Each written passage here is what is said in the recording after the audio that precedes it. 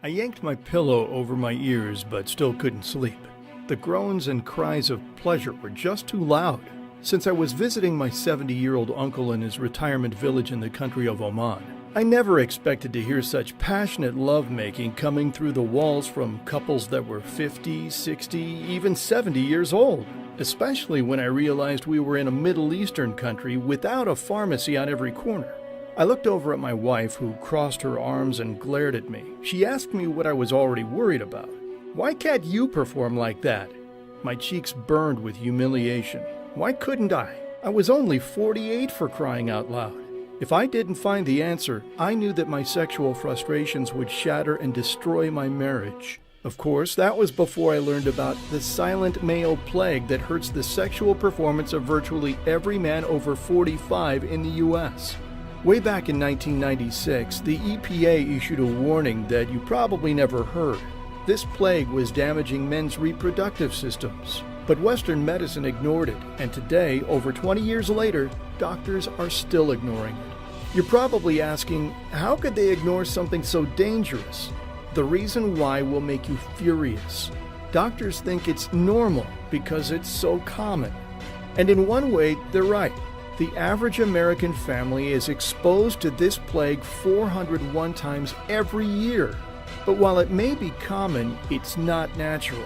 Your sexual frustrations are not just part of getting older, no matter what your doctor says. They come from the silent male plague that has infected your cells. Your doctor has no idea that across the ocean, this Oman retirement village is immune to the silent male plague thanks to a biblical remedy that fights this so-called natural sexual decline. The remedy also protects against and restores the other damage from this plague, including barely having enough energy to wake up and make coffee, watching the clock all day at work because you can't drum up the motivation to get anything done, and extra fat clinging to your gut, making you self-conscious every time you look in the mirror. The remedy comes from a place you'd never expect, one of your favorite Christmas stories from the Bible. I couldn't believe the answer to my bedroom frustrations was hiding in the Bible on my nightstand this whole time.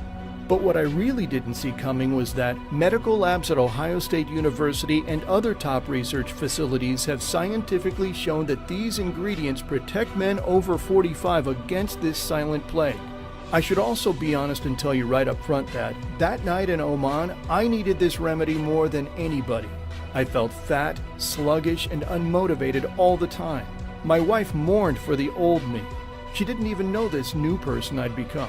Most embarrassing of all, my performance in the bedroom was getting worse and worse. Sometimes I even had trouble getting and staying in the mood. I felt weak and hopeless because I thought it happens to every guy who gets older, and it was pointless to fight it. I was wrong. What I discovered that night in Oman was the first clue of the mystery that restored my manhood. So if you're fed up with feeling guilty when you see the doubt in your wife's eyes as she wonders why she's not sexy enough to get you in the mood, starving yourself only to watch your beer gut continue to grow, coming home from work and plopping straight onto the couch because you're so exhausted both mentally and physically, or worrying that each and every day you become less of a man, then I'm confident this biblical remedy used in Oman could be the missing key to restore your sexual confidence and put that spring back in your step.